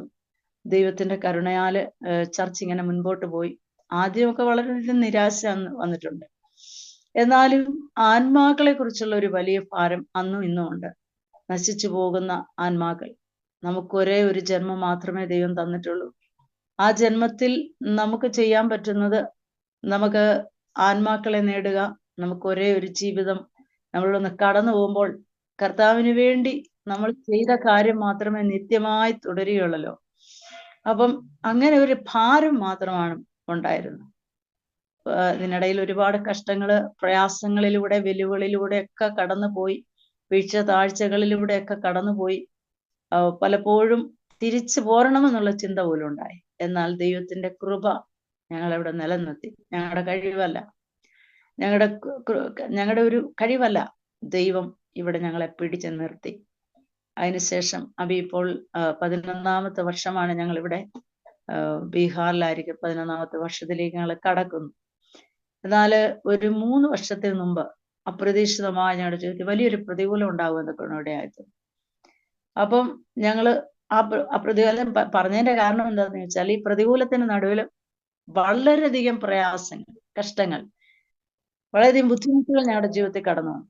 എന്നാൽ ഈ പ്രതികൂലത്തിൽ ദൈവത്തിന്റെ പരിശുദ്ധാത്മാവ് ഞങ്ങളോട് പറഞ്ഞു, ഈ പ്രതികൂലത്തെ തരണം ചെയ്യണം, ഇത് നിലനിൽക്കണം, ഞാൻ നിങ്ങളോട് കൂടെ ഇരിക്കും എന്ന് പറഞ്ഞ് ദൈവം ഞങ്ങളെ ശക്തമായി ശക്തീകരിച്ചു. എന്നാലും ആ പ്രതികൂലത്തിൽ ഇവിടെ തന്നെ നിൽക്കുവാനും പ്രതിസന്ധികളെ തരണം ചെയ്യുവാനും ദൈവത്തിന്റെ പരിശുദ്ധാത്മാവ് ഞങ്ങളെ സഹായിച്ചു. പിന്നെ വേറൊരു കാര്യമുണ്ട്, ഇതിൽ ഏറ്റവും എടുത്തു പറയേണ്ട ഒരു കാര്യം എന്ന് പറഞ്ഞാൽ ദേവദാസന്റെ പ്രാർത്ഥനയാണ്. എന്നെക്കാളേറെ പ്രാർത്ഥിക്കുന്ന, ദേവദാസന് ഭാഷ അറിയത്തില്ലെങ്കിലും നിരന്തരം പ്രാർത്ഥിക്കുക. എല്ലാ സാഹചര്യങ്ങളെയും, സംഘർഷങ്ങളെയും, പ്രതികൂലങ്ങളെല്ലാം പ്രാർത്ഥനയാൽ നേരിടുന്ന ഒരു മനുഷ്യൻ. അങ്ങനെ ഒരു പ്രാർത്ഥനാ മനുഷ്യനെ എൻ്റെ ജീവിതത്തിൽ ജീവിതസഖിയായി കിട്ടിയത് എൻ്റെ ജീവിതത്തിലെ ഏറ്റവും വലിയൊരു ഭാഗ്യമായിട്ട് ഞാൻ കാണുകയാണ്. കാരണം ആ പ്രാർത്ഥനയാണ് പലപ്പോഴും പ്രതിസന്ധികളെ തരണം ചെയ്യുവാനായിട്ട് ഞങ്ങളെ സഹായിച്ചതായാലും 2-3 വർഷത്തിന് മുമ്പാണ് ഞങ്ങളുടെ ജീവിതത്തിൽ ഒരു വലിയ ടേണിങ്. ഈ പ്രതികൂലങ്ങളെല്ലാം ഞങ്ങൾ തരണം ചെയ്ത് കഴിഞ്ഞോടുകൂടെ ഞങ്ങളുടെ സഭ വളരുവാൻ ആരംഭിച്ചു. സ്തോത്രം. ഒരു ഗ്രാമത്തിലുള്ള ഒരു കുട്ടി, ആ കുട്ടി ബോധം കെട്ട് വീഴുമായിരുന്നു. സ്കൂളിൽ എപ്പോഴും ബോധം കെട്ട് വീഴുമായിരുന്നു. അപ്പൊ ആരോ പറഞ്ഞു, ആ കുട്ടിയെ ഞങ്ങളുടെ സഭയിൽ തേടിപ്പിടിച്ച് അവരൊത്തിരി ചുറ്റിത്തിരിഞ്ഞ് അന്വേഷിച്ചു, തേടിപ്പിടിച്ച് നടന്ന് സഭയിൽ വന്നു. ആ കുട്ടി പൂർണ്ണമായി സൗഖ്യമായി. അതോടുകൂടെ പതുക്കെ പതുക്കെ ആളുകൾ വരുവാൻ തുടങ്ങി. അങ്ങനെ ആളുകൾ വന്നു തുടങ്ങി. ഇവരെ പ്രാർത്ഥിക്കാൻ തുടങ്ങി. സഭാവിശ്വാസികളെ ഞങ്ങൾ പ്രാർത്ഥന പഠിപ്പിച്ചു. ദൈവജനം ഞങ്ങൾക്കറിയാവുന്നതുപോലെ അവരെ പഠിപ്പിച്ചു. ദൈവത്തിന്റെ കരുണയാല് ഈ വിശ്വാസികള് ഒരു ലീഡർഷിപ്പിന്റെ അനുഭവത്തിലേക്ക് ഞങ്ങൾ അവരെ വളർത്തുവാൻ തൊക്കണം ദൈവം സഹായിച്ചു. അപ്പം അവര് അപ്പൊ തന്നെ ഈ ജഹനബാദ് ജില്ലയിൽ പലവിധമായ പ്രശ്നങ്ങള് ഞങ്ങൾക്ക് ഉണ്ടായിരുന്നു. ഞങ്ങളെ കൊല്ലുമെന്നൊക്കെ ആളുകളൊക്കെ പറഞ്ഞു. എങ്കിൽ പോലും അവിടെ എല്ലാം ദൈവം ഞങ്ങൾക്ക് തുണയും തണലുമായിട്ട് നിന്നു. ദൈവത്തിന്റെ കരുണയാണ്. അപ്പം നമുക്ക് പ്രത്യക്ഷമായിട്ട് ഓടിപ്പോയ ഒരു കാര്യം ചെയ്യാൻ പറ്റാത്ത നിലയില് പ്രതികൂലത്തിന്റെ നടുവിലും ഈ വിശ്വാസികള് ഞങ്ങള് വളർത്തിയാൽ അവർ വളർന്നു, ക്രിസ്തുവിൽ അവർ വളർന്നു. അങ്ങനെ അവരെ ആത്മാക്കളെ നേടാൻ തുടങ്ങി. സ്തോത്രം. അവരുടെ ഗ്രാമത്തിൽ അവർ സുവിശേഷം പറയാൻ തുടങ്ങി. അവരുടെ ബന്ധുമിത്ര ആളുകളോട് സുവിശേഷം പറയാൻ തുടങ്ങി, കൂട്ടുകാരോട് സുവിശേഷം പറയാൻ തുടങ്ങി. അങ്ങനെ അപ്പൊ ഞങ്ങൾക്ക് മനസ്സിലായി, വിശ്വാസികളിലൂടെ ഈ ചർച്ച് എസ്റ്റാബ്ലിഷ് ആവും, അല്ലെങ്കിൽ വലുതാകും എന്നുള്ള ഒരു ചിന്ത. അങ്ങനെ ആ രീതിയിൽ അവർക്ക് ട്രെയിനിങ് കൊടുത്തു, ഓൺലൈൻ വഴി. അല്ലാതെ ഞങ്ങൾ പോയിരുന്ന വചനം പഠിപ്പിച്ചു. ഏതായാലും കർത്താവിന്റെ കൃപയാല് അനേക അത്ഭുതങ്ങൾ ഞങ്ങളുടെ സഭയിലെ കർത്താവ് ചെയ്തു. അനേക വിടുതലുകൾ ഞങ്ങളുടെ സഭയില് കർത്താവ് ചെയ്തു. മാനസിക രോഗികള്, അതുപോലെ കഷ്ടം അനുഭവിക്കുന്നവര്, ദുഃഖം അനുഭവിക്കുന്നവര്, വേദന അനുഭവിക്കുന്നവര്, അങ്ങനെയൊക്കെയുള്ള ഒരു സാഹചര്യങ്ങളിലൂടെ കടന്നു വന്നവരൊക്കെ സഭയിൽ കടന്നു വന്നു. അങ്ങനെ അവര് വിടുതൽ പ്രാപിച്ചു വന്നു. ഏകദേശം ഇന്ന് 250-നും 300-നും ഇടയിലുള്ള വിശ്വാസികളെ ദൈവം ഞങ്ങൾക്ക് തന്നു. ഇന്ന് സഭ വളർന്നുകൊണ്ടിരിക്കുന്ന എല്ലാ ആഴ്ചയിലും പുതിയ പുതിയ വിശ്വാസികളെ തന്ന് ദൈവം ഞങ്ങളെ അനുഗ്രഹിച്ചുകൊണ്ടിരിക്കുകയാണ്. അനേക പ്രാർത്ഥിക്കുന്നവര്, പല ലീഡേഴ്സ് തന്നെ ഈ സഭയിലുണ്ട്. അപ്പം ഈ ലീഡേഴ്സാണ് കൂടുതൽ കാര്യങ്ങൾ, അവരാണ് പല കാര്യങ്ങളില് അവര് ഞങ്ങളെ പോലെ തന്നെ ശുശ്രൂഷയുടെ പാന്താവിലേക്ക് അവര് വളർന്നു വരികയും ഞങ്ങളെ പ്രോത്സാഹിപ്പിക്കുകയും പരസ്പരം പ്രോത്സാഹിപ്പിച്ച് പരസ്പരം കൈത്താങ്ങൽ തന്ന് സഭ ഇങ്ങനെ വളർന്നുകൊണ്ടിരിക്കുന്നു. ഒരു ഹൗള് ഞങ്ങൾക്ക് ഇതുവരെ വെച്ചിട്ടില്ല, എങ്കിലും ഒരു 10 വർഷത്തെ എഗ്രിമെന്റിൽ ഒരു സ്ഥലത്ത് ഞങ്ങൾക്ക് ആരാധന നടത്തുവാൻ വേണ്ടുന്ന ഒരു ചെറിയ കെട്ടിടം പോലെ ഞങ്ങൾ പണിതെടുത്തു. അവിടെ ഇപ്പോൾ ആലയത്തിൽ ആരാധന നടന്നുകൊണ്ടിരിക്കുകയാണ്. അപ്പോ ഞങ്ങൾക്ക് ജീവിതത്തിലെ പറയുവാനുള്ളതെന്ന് പറയുന്നത്, ഞങ്ങളെ ദൈവം ആദ്യം മുതൽ തന്നെ ഞങ്ങളെ അനുഗ്രഹിച്ചപ്പോൾ നല്ല നല്ല ലീഡേഴ്സിന്റെ കൂടെ, കർത്താവിന്റെ വിലപ്പെട്ട ദാസന്മാരോട് കൂടെ ദൈവം ഞങ്ങളെ ചേർത്ത് ചേർത്ത് പണിയുവാൻ ഇടയായിത്തന്നു. അത് എടുത്തു പറയേണ്ട ഒരു വസ്തുതയാണ്. അല്ലെങ്കിൽ ഞങ്ങള് ഒരുപക്ഷെ ഈ പ്രതിസന്ധികളിലോ പ്രതികൂലങ്ങളിലോ ഒന്നും ഞങ്ങൾക്ക് നിലനിൽക്കാനോ, ഈ ഭാഷ അറിയാത്ത ഞങ്ങൾ എങ്ങനെയാണ് ഇവിടെ വന്ന്, ഞാൻ ഇപ്പം കഴിഞ്ഞ ദിവസം ഞാനിങ്ങനെ ഒരു ബുക്ക് എടുത്ത് പരിശോധിക്കാൻ, അതിനകത്ത് എഴുതി വെച്ച അനേകർ അതിനകത്ത് ഞാൻ എഴുതി വെച്ചൊരു കാര്യമാണ്, ഹിന്ദിയിൽ വചനം പ്രസംഗിക്കാനുള്ള കൃപ വേണം, 15 വിശ്വാസികളെ തരണമേ. അന്നത്തെ ഒരു പ്രാർത്ഥനയാണ്, 15 വിശ്വാസികളെ തരണമേ, ഹിന്ദിയിൽ വചനം പ്രസംഗിക്കാൻ സഹായിക്കണമേ, സഭയിൽ കൂട്ടു സഹോദരങ്ങളായിട്ട് ആളുകളെ തരണമേ. ഇങ്ങനെയൊക്കെ എഴുതി വെച്ച് പ്രാർത്ഥിച്ചാണ്. ആ പ്രാർത്ഥനകൾക്കെല്ലാം ദൈവം, ഞാനത് ടിക്ക് മാർക്കിട്ടു, എല്ലാത്തിനും ദൈവം മറുപടി തരുവാൻ ഇടയായി. നമ്മുടെ ദൈവം ജീവിക്കുന്ന ദൈവമാണ്. എത്ര എത്ര വിടുതലുകൾ, എത്ര എത്ര പ്രതിസന്ധികളിൽ നിന്ന് ദൈവം വിടുവിച്ചു. ഞങ്ങൾ ഇവിടെ കടന്നു വന്ന സമയത്ത് ഭയങ്കരമായ ഒരു ആക്സിഡന്റ് ജീവിതത്തിൽ ഉണ്ടാവാൻ ഇടയായിട്ടുണ്ട്. എന്നാൽ ആക്സിഡന്റിൽ എൻ്റെ മൂക്കിന്റെ പാലത്തിന് പൊട്ടലേൽക്കുവാൻ ഇടയായി തീർന്നു. എന്നാലും മരണകരമായൊരവസ്ഥയായിരുന്നു. എന്നാൽ അതിൽ നിന്നും കർത്താവ് അത്ഭുതകരമായിട്ട് വിടുവിച്ചു, അല്ലെങ്കിൽ മരണത്തിൽ നിന്ന് വിടുവിച്ചു. കർത്താവിന്റെ പല പ്രാവശ്യം ആക്സിഡന്റ് പെട്ടെങ്കിലും അവിടെ ഒന്നും കർത്താവ് വീഴാതെ താഴാതെ തളർന്നു പോകാതെ ഇടയായി. ഈ ബീഹാറിലേക്ക് വരുമ്പോൾ ഞാൻ എപ്പോഴും ഒരു പാട്ട് ഞാൻ പാടാറുണ്ട്, ആഴിയെന്നോർത്തില്ല ആഴമാരാഞ്ഞില്ല, അലകൾക്ക് തല്ലും ഭയപ്പെട്ടില്ലെന്ന് പറഞ്ഞാല്, ആഴിയോ ആഴമോ അറിയാതെ എടുത്തു ചാടിയതുപോലെ നമ്മൾ ബീഹാറിലേക്ക് വന്നു. പലപ്പോഴും നിരാശയുടെ അനുഭവങ്ങളൊക്കെ ഉണ്ടായിട്ടുണ്ട്, പലപ്പോഴും നിരാശയുടെ വാക്കുകൾ നമ്മൾ കേൾക്കേണ്ടി വന്നിട്ടുണ്ട്. ഇവര് എന്ത് ചെയ്യാനാ, ഇവരെ അവിടെ ബീഹാറിൽ ചെന്ന് എന്തോ കാര്യം ചെയ്യും എന്നൊക്കെ നിരാശപ്പെടുത്തുന്ന ഒത്തിരി ഒത്തിരി വാക്കുകൾ പറഞ്ഞു. അത് ഞാൻ അവരെ ഓർത്ത് ദൈവത്തെ സ്തുതിക്കുന്നു. കാരണം അങ്ങനെയുള്ള വാക്ക് നമുക്ക് ഇടയ്ക്ക് കിട്ടിക്കൊണ്ടിരിക്കണം. അപ്പൊ നമുക്ക് തന്നെ കണ്ണുനീര് വരും, പ്രാർത്ഥനയെ നമ്മളായിരിക്കും. ഹല്ലേലൂയ. ഞങ്ങളെ അയച്ചത് ഈ ഫിലദൽഫിയയിലെ തങ്കച്ചാൻ എന്ന് വിളിക്കുന്ന ബറീസ് ജേക്കബ് സാറാണ് ഞങ്ങളെ അയക്കുമെന്നൊക്കെ ഇവിടെ എത്തുന്നു. ആ സഭ ഞങ്ങളോട് വളരെയധികം ഉത്തരവാദിത്വത്തോടെ ഞങ്ങളെ അയക്കുകയും നല്ലൊരു ലീഡർഷിപ്പിൽ ഞങ്ങൾ കർത്താവിന്റെ വേല അവിടെയും ഇവിടെയും ചെയ്യുവാൻ ദൈവം ഞങ്ങളെ സഹായിച്ചു. വളരെയധികം ഇന്ന് ആത്മാക്കൾ ബീഹാർ വടക്കേന്ത്യ പ്രദേശങ്ങളൊക്കെ സുവിശേഷത്തിന് ഭാഗമായിക്കൊണ്ടിരിക്കുന്ന ഒരു സ്ഥലമാണ്. കാരണം കർത്താവ് പറഞ്ഞല്ലോ, കൊയ്ത്ത് വളരെ ഉണ്ടെങ്കിലും വേലക്കാരോ ചുരുക്കം. അതുകൊണ്ട് കൊയ്ത്തിന്റെ യജമാനോട് വേലക്കാർക്ക് വേണ്ടി അപേക്ഷിക്കേണ്ടതുണ്ട്. ഇവിടെ അന്ധവിശ്വാസത്തിനും അനാചാരത്തിനും മദ്യത്തിനും മയക്കുമരുന്നിനും എല്ലാം അടിമകളായി കിടക്കുന്ന ജീവിതങ്ങളാണ്. അവരൊക്കെ വിശ്വാസത്തിന്റെ പാതയിലേക്ക് കടന്നു വരുമ്പോൾ അവരുടെ സന്തോഷം കാണുവാൻ ദൈവം ഞങ്ങളെ സഹായിച്ചിട്ടുണ്ട്. പിന്നെ ഞങ്ങള് ഒരു കാര്യം എന്ന് പറയുന്നത്, ഒരിക്കലും ഞങ്ങൾ പ്രതീക്ഷയല്ല, ഞങ്ങളുടെ കുട്ടികളൊക്കെ വചനം പഠിക്കാനായിട്ട് പലരും പുറത്തു പോകാനൊക്കെ ദൈവം സഹായിച്ചു. മുതിയാരി പഠിക്കുവാൻ ദൈവം സഹായിച്ചു. ഞങ്ങളുടെ വിശ്വാസി ഇപ്പോൾ ടാർസിൽ പഠിച്ചുകൊണ്ടിരിക്കുന്നു. അപ്പൊ നമുക്ക് ശേഷമായിട്ട് ഒരു കൂട്ടം ജനത്തെ നമുക്ക് ഇവിടെ ഒരുക്കണം. അത് ഞങ്ങളുടെ ലക്ഷ്യമാണ്. ഞങ്ങൾ പ്രാർത്ഥിച്ചുകൊണ്ടിരിക്കുകയാണ്. അനേക വിടുതൽ സാക്ഷ്യങ്ങളുണ്ട്. അന്ധകാരത്തിൽ വിടുവിച്ചവർ,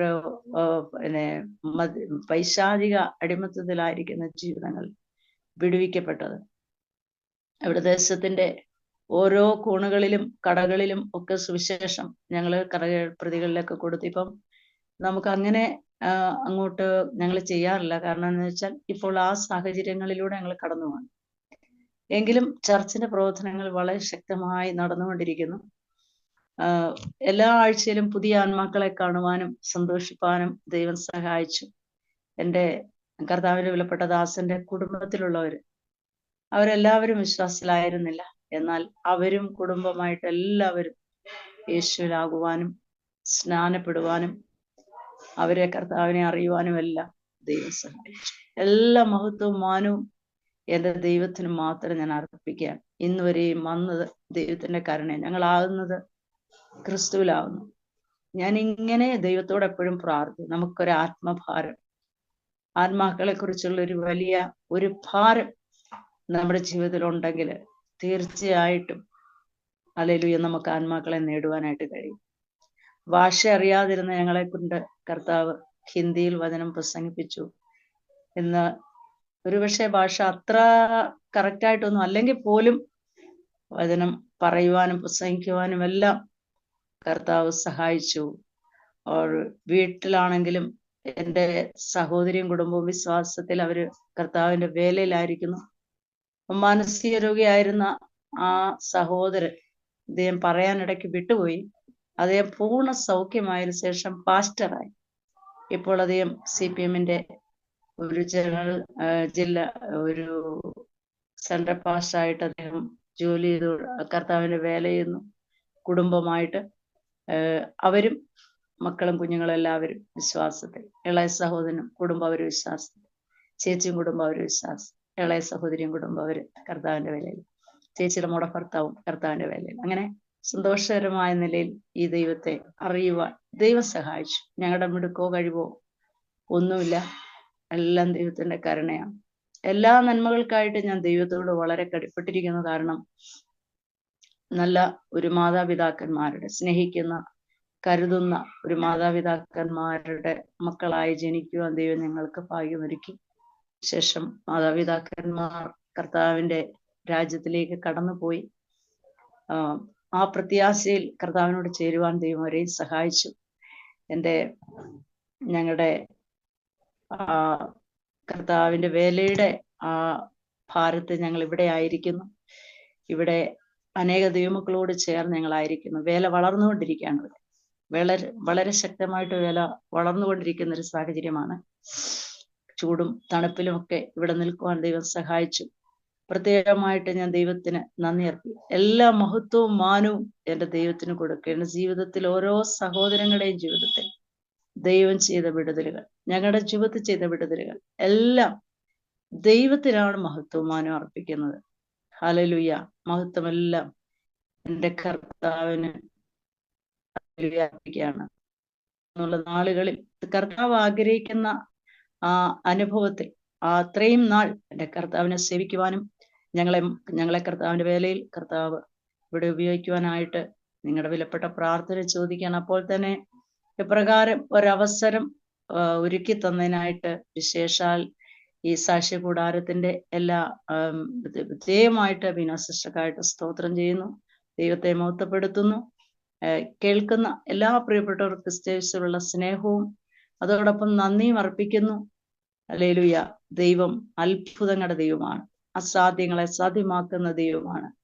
പ്രാർത്ഥന കേൾക്കുന്ന ദൈവമാണ്. നമ്മുടെ പ്രാർത്ഥനയുടെ ഭംഗിയോ നമ്മുടെ പ്രാർത്ഥനയുടെ ഇതല്ല, നമ്മൾ വിളിക്കുന്ന ഒരു വാക്ക്. ഞാൻ ആ പ്രതിസന്ധിയുടെ നടുവിലൊന്നും ധാരാളമായിട്ട് ഞാൻ പ്രാർത്ഥിച്ചായിട്ട് ഓർമ്മയില്ല. എന്നാൽ ആ ഒരു പ്രാർത്ഥനയിൽ ഒരു സെക്കൻഡിൽ യേശുവിന്റെ അരികിൽ വരുവാനിടയായി തീർന്നു. ഹല്ലേലൂയ. യേശുവിന്റെ അരികിൽ നിൽക്കുവാനിടയായി. ആ യേശുവിന് വേണ്ടി ആയിത്തീരുവാൻ ദൈവം ഇത്രത്തോളം സഹായിച്ചല്ലോ. സമയം അനുവദിച്ച പ്രത്യേകമായിട്ട് കർത്താവിന്റെ ദാസിക്കുള്ള നന്ദി കടപ്പാട് ഈ സമയത്ത് അറിയിച്ചുകൊണ്ട് ദൈവം എല്ലാവരെയും അനുഗ്രഹിക്കുമാറാകട്ടെ. ആമേൻ. സിസ്റ്ററെ, കർത്താവ് ധാരാളമായിട്ട് അനുഗ്രഹിക്കട്ടെ. ഹല്ലേലൂയ. അനന്തരം ഞാൻ ആരെ അയക്കേണ്ടു? ആരെനിക്ക് വേണ്ടി പോകും?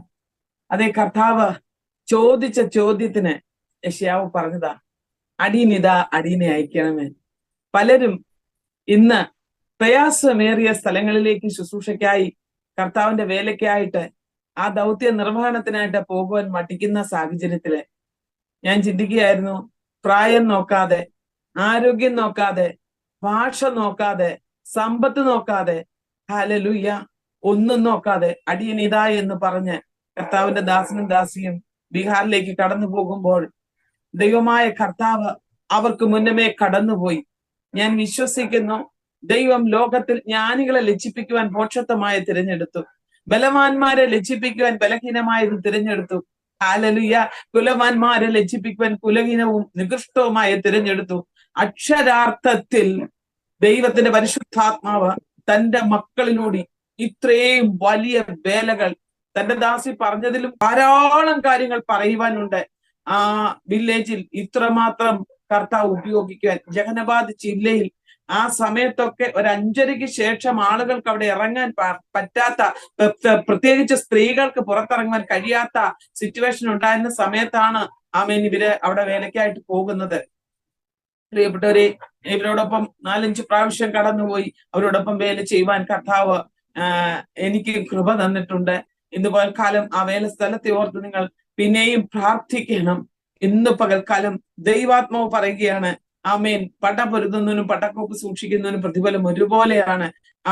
സാക്ഷി കൂടാരത്തിൽ വന്ന് സാക്ഷിക്കുന്ന എല്ലാ പ്രിയപ്പെട്ടവരെയും ഓർത്ത് പ്രാർത്ഥിപ്പാൻ നാം ബാധ്യസ്ഥരാണ്. ഇപ്പോൾ ഈ നമ്മുടെ വചനദീപ്തി യൂട്യൂബിന്റെ പ്രേക്ഷകരായിരിക്കുന്ന പ്രിയപ്പെട്ടവരും ഈ സാക്ഷ്യങ്ങൾ ഓരോന്നും കേട്ടുവിട്ടു പോകുവാനല്ല പ്രിയപ്പെട്ടവരെ, സാക്ഷ്യം പറയുന്ന ഓരോരുത്തരെയും ഓർത്ത് നിങ്ങൾ പ്രാർത്ഥിക്കണം. നിരവധി പ്രയാസങ്ങളുടെ നടുവിലൂടെ അവർ കടന്നു പോകുമ്പോൾ ദൈവം അവരെ നടത്തിയ വിധങ്ങളെ അവരുടെ നാവിലൂടെ സ്തോത്രം എന്ന യാഗത്തോടെ അവർ പ്രസ്താവിക്കുമ്പോൾ അത് എന്റെയും നിങ്ങളുടെ ജീവിതത്തിൽ വളരെ അനുഗ്രഹമായി മാറുകയാണ്. ആകയാൽ നമുക്കും നാളെ ഇങ്ങനൊരു സാക്ഷ്യം പറയുവാൻ തക്കവണ്ണം ദൈവം ഇടയാക്കണം. അവന്റെ ദാസനെയും ദാസിയെയും അതിശക്തമായിട്ട് ആ ദേശത്ത് ദൈവം ഉപയോഗിച്ചുകൊണ്ടിരിക്കുന്നതിനായിട്ട് ഞാൻ കർത്താവിന് സ്തോത്രം ചെയ്യുന്നു. ഇന്ന് നമ്മുടെ ക്ഷണം സ്വീകരിച്ച് നമ്മോടൊത്ത് കടന്നു വരുവാനും കർത്താവ് ഇടയാക്കിയല്ലോ. വളരെ പ്രതിസന്ധികളും തടസ്സങ്ങളും ഒക്കെ ഉണ്ടായിരുന്നുവെങ്കിലും അതിനെയൊക്കെയും അതിജീവിച്ചുകൊണ്ട് ദൈവത്തിന്റെ ആത്മാവ് തന്റെ ദാസിയെ ഇന്ന് പകൽക്കാലം നമ്മോടൊത്ത് കൂട്ടി വരുത്തി. ഞാൻ എപ്പോഴും ചിന്തിക്കും, ഞാൻ അവിടെ ചെല്ലുമ്പോൾ പറയുന്നത് എന്റെ സഹോദരൻ എന്നാണ്, എന്റെ സഹോദരൻ, എന്റെ സഹോദരി. ഹല്ലേലൂയ, ആമേൻ. അത്രമാത്രം ഞങ്ങൾ വളരെ സ്നേഹത്തോടെ കഴിയുന്ന ഒരു കുടുംബമായിരുന്നു. ഇപ്പോഴും അങ്ങനെ തന്നെ തുടർന്നു പോരുന്നു. ആകയാൽ അവരെ ഓർത്ത് പ്രാർത്ഥിക്കുന്നുണ്ട്. ഇന്ന് നമ്മുടെ വചനദീപ്തിയിൽ നമ്മുടെ വചനദീപ്തി പ്രയർ ഫെലോഷിപ്പിലെ എല്ലാ പ്രിയപ്പെട്ടവരും അവരെ ഓർത്ത് പ്രാർത്ഥിക്കണമെന്ന് പിന്നെയും ദൈവനാമത്തിൽ അപേക്ഷിക്കുന്നു. താങ്ക് യു സിസ്റ്റർ, ഞങ്ങളുടെ ക്ഷണം സ്വീകരിച്ച് കടന്നു വന്നതിനായിട്ട് നന്ദി അറിയിക്കുന്നു. പിന്നെയും കർത്താവ് ധാരാളമായിട്ട് അനുഗ്രഹിക്കട്ടെ. പ്രിയപ്പെട്ടവരെ, ഇങ്ങനെയുള്ള അനേക സാക്ഷ്യങ്ങൾ നമ്മുടെ സാക്ഷ്യ കൂടാരത്തിലേക്ക് കടന്നു വരുവാൻ, നമ്മുടെ വചനദീപ്തിയുടെ ഹല്ലേലൂയ ദീപ്തി പരക്കുവാൻ ഭൂമിയിലൊക്കെയും അനേകർക്ക് ഹല്ലേലൂയ ഈ സത്യ വെളിച്ചം പകരപ്പെട്ടു ഈ സത്യ വെളിച്ചത്തിൽ അനേകർ എഴുന്നേൽക്കുവാൻ ദൈവം കൃപ നൽകണം.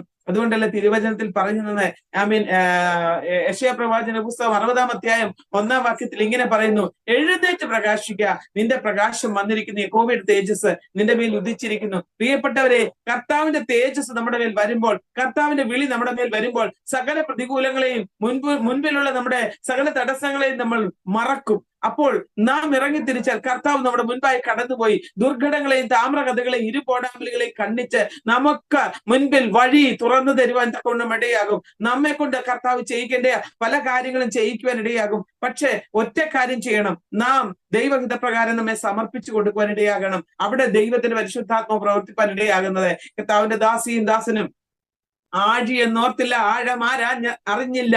ആമേൻ, ഇറങ്ങി ഞാൻ പ്രിയനെ സമുദ്രത്തിന് നടുവിൽ എന്ന് പറഞ്ഞുകൊണ്ട് ആമേൻ വടക്കേ ഇന്ത്യയുടേതായ ചൂടോ തണുപ്പോ അവിടുത്തെ പ്രയാസങ്ങളോ ഒന്നും നോക്കാതെ ഇറങ്ങി തിരിച്ചുവെങ്കിൽ അബ്രഹാമിനെ പോലെ ദൈവം അവരെ ഇത്രത്തോളം മാനിച്ചു. പിന്നെയും അവരെ മാനിപ്പാൻ ദൈവശക്തൻ. ഹല്ലേലൂയ.